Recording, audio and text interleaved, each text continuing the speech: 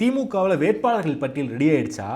அது வந்து நேர்காணல் என்பது எப்படி நடக்கணும் உங்களுக்கே தெரியும். நாம்கி வாஸ்தே தான் முன்னாடியே வந்து போட்டு வச்சுருப்பாங்க. அதையும் தாண்டி இளைஞரணி மிகப்பெரிய அளவில் நம்பிக்கையோடு இருக்காங்க. பல்வேறு இளைஞரணி நிர்வாகிகள்கிட்ட பேசும்போது நமக்கு சீட்டு கிடச்சுங்கிற மைண்ட் செட்லேயே இருக்காங்க. உதயநிதி அந்தளவுக்கு அவங்களுக்கு நம்பிக்கை கொடுத்து வச்சுருக்காரு. ஒரு 45 சீட்டு வரைக்கும் இளைஞரணிக்கு ஒதுக்கணும் அப்படிங்கிற விஷயத்தை பொது வழிகளில் வந்து உதயநிதி தொடர்ச்சியாக பேசிக்கிட்டு இருக்காரு. உதயநிதி அவர்களுக்கு சாதகமாக ஏதாவது நடக்க வாய்ப்பு இருக்கா சார்? இந்த தேர்தலில் தன்னுடைய ஆதரவாளர்கள் அதிகமாக இடம்பெற வேண்டும் என்று உதயநிதி விரும்புகிறார். உண்மை.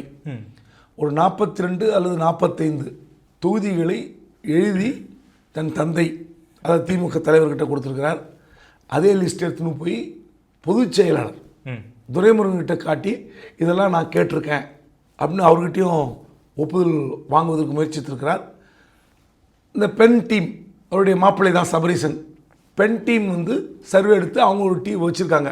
யார் யாருக்கு எது எது சாஸ்வதம், எது ஜெயிக்கும், எது தோக்கும், எது நெருக்கடி கொடுக்கணும். அங்கே மாப்பிள்ளைக்கிட்டையும் கொடுத்துட்டார். தன்னுடைய மைத்திரர்கிட்டையும் சீட்டு 3 லிஸ்ட்டும் 3 இடத்துல கொடுத்துருக்கார். ஆனால் எல்லா முடிவையும் இந்த முறை முதலமைச்சர் ஸ்டாலின் தான் எடுப்பார். காரணம், பல தொகுதிகளில் யார் வேட்பாளர் என்பது இன்னும் தெரியல. அமைச்சர்கள் அதை தவிர அந்த 30 தொகுதி 33 தொகுதியை தவிர மற்ற தொகுதிகளில் யார் வேட்பாளர் என்பதை இந்த நிமிடம் வரை அமைச்சர்களாலே தெரிந்து கொள்ள முடியவில்லை. இது உண்மை. யாருக்கிட்ட நெருங்க விடாமல் ஸ்டாலின் பார்த்துக் கொள்கிறார்.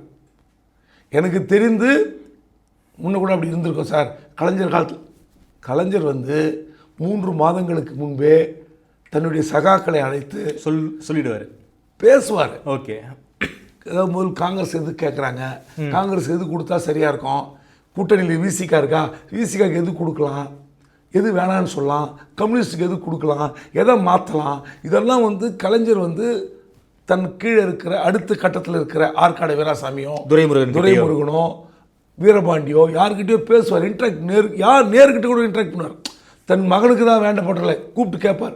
திருச்சி எப்படி மாற்றலாம் எல்லாம் கேட்பார். இந்த முறை அந்த மாதிரியான சம்பாஷணையை ஸ்டாலின் நடத்தவே இல்லை. இது ஒரு பெரிய மைனஸ். இந்த கூட்டணி பிரச்சனைகளுக்கு குழப்பத்திற்கு காரணம் இதுதான்.